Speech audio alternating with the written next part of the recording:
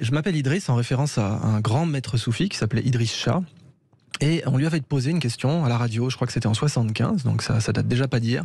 On lui avait demandé, écoutez, monsieur Shah, vous êtes issu d'une famille noble, etc. Vous avez beaucoup réfléchi à la psychologie. Dites-nous, en 2 minutes, selon vous, ce qui pourrait sauver le monde. Il a dit, écoutez, c'est très simple. Il suffirait que le monde entier connaisse les expériences de psychologie qu'on a faites depuis 30 ans. Les expériences sur la conformité, les expériences sur la peur, les expériences sur la soumission à l'autorité, donc Milgram notamment. Comment on arrive à fabriquer, on l'a beaucoup écrit aussi, à fabriquer le consensus, mais de manière aussi massive? Eh ben ça, c'est un phénomène de psychologie qui est très connu, donc c'est l'addiction à la conformité, et vous le retrouvez chez les animaux sociaux en général, pas seulement chez l'humain. On a fait un petit test très amusant chez les macareux moines. Vous savez, les macareux moines sont des très beaux oiseaux, d'oiseaux de mer, oui, qui sont très mignons, et les macareux moines, on essayait de les réintroduire sur une nouvelle route de migration pour éviter qu'ils se fassent chasser, qu'ils se fassent tuer. Donc on a planté des petits macareux en plastique sur une île pour que, vu du ciel, quand ils migraient, ils voient ces macareux en plastique, ils se disent tiens, ça c'est un arrêt, il faut qu'on s'arrête là. Et ces macareux en plastique, évidemment, on n'avait pas que ça à faire de leur donner 2 pattes. Ils avaient une patte. Donc c'était des macareux en polystyrène avec une seule patte.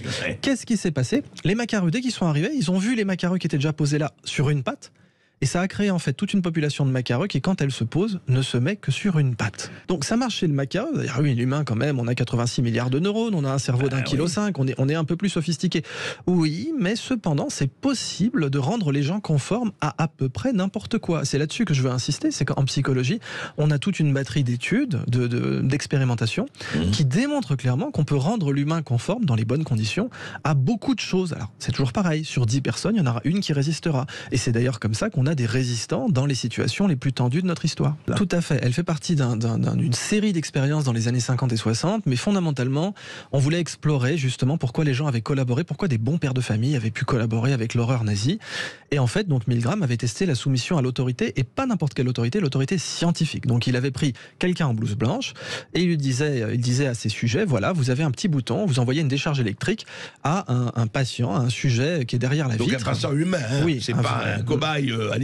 Quoi. Tout à fait. Et donc cet humain, si jamais il répond mal à telle ou telle question, vous allez lui envoyer une décharge électrique. Il y avait tout un niveau de décharge, notamment des décharges quasi mortelles. Et c'était ça l'expérience. Le vrai testé, c'était pas le pauvre gars derrière la vitre qui se prenait des décharges électriques, c'était bien sûr la personne qui appuyait sur les boutons. Qui étaient les fausses décharges électriques. Il faut préciser qu'on n'était pas en train de les torturer. Alors absolument, le type derrière la vitre, en fait, c'est un acteur. Il voit juste un bouton lumineux qui lui dit ce qu'il doit jouer, s'il doit jouer la douleur absolue ou bien simplement une petite gêne.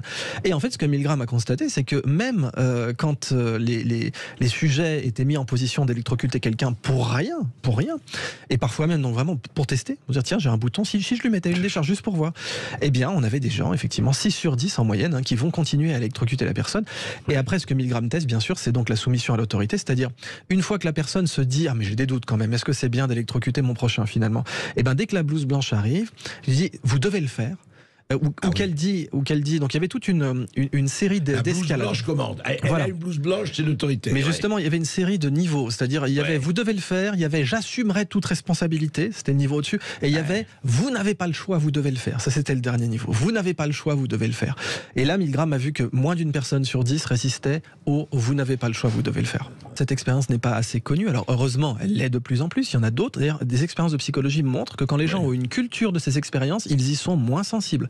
C'est-à-dire que si vous mettez quelqu'un dans une situation de reproduire l'expérience de Milgram et qui connaît déjà cette expérience, même si l'expérience est différente, même si c'est plus une blouse blanche, que c'est quelqu'un en bleu de travail, j'en sais rien, eh bien, il y aura moins d'effets. Donc la culture psychologique est essentielle pour empêcher les gens de tomber dans ces pièges. Il y a un explorateur que j'aime beaucoup, que je cite énormément, c'est un monsieur remarquable, renseignez-vous sur vous, c'était Richard Francis Burton. Richard Francis Burton, c'est un explorateur britannique, un gentleman extraordinaire, il parlait 29 langues, il est allé aux sources du Nil, il a fait le pèlerinage à la Mecque déguisé en arabe, c'était un grand espion, un grand diplomate, et c'est pour lui que Conan Doyle a inventé le terme gentleman extraordinaire, ce fameux terme qu'on a vu dans un film de Sean Connery ensuite. Et bien Richard Francis Burton disait c'est très simple, fais de ta pensée un empire. Vous savez, quand vous avez une maison, vous dites je suis chez moi. Je suis chez moi, c'est ma maison. J'ai mon toit, mon jardin, je suis chez moi, ce sont mes règles, je suis dans ma maison, tu es sous mon toit. Rappelez-vous cette expression très méditerranéenne, tu es sous mon toit. Absolument. Eh bien, que l'hospitalité, etc. Voilà, exactement. Eh bien, acceptez que vous avez aussi un toit intellectuel. Vous avez votre conscience, c'est votre maison. Et donc, vous devez régner sur cette maison charbonnier et maître chez lui. Eh bien, vous êtes maître en votre conscience. Donc, Richard Francis Burton disait « Fais de ta pensée un empire ». Ta pensée, c'est ta maison, tu dois régner dessus. Ne laisse personne régner sur ta pensée à ta place. Et en pratiquant ça régulièrement, en se posant la question, voilà, qui dans le bus, qui dans la voiture, en déplacement, ou même à la maison, tranquillement, en lisant son journal, comment je vais faire aujourd'hui de ma pensée un empire, avec des frontières, à commencer par là, avec des frontières, n'entre pas qui veut dans ma pensée.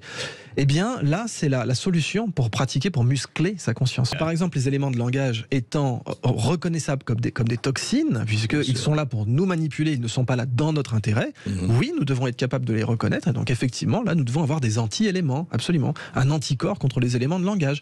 Telle phrase toute faite, telle phrase répétée en boucle, etc., par tel ou tel politicien ou marketeur, eh bien, nous devons être capables de la reconnaître immédiatement et dire, bon, voilà, je vois bien que tu essaies de m'envoyer tes toxines, mais moi, etc. Voilà. Ouais, Tout à absolument. fait.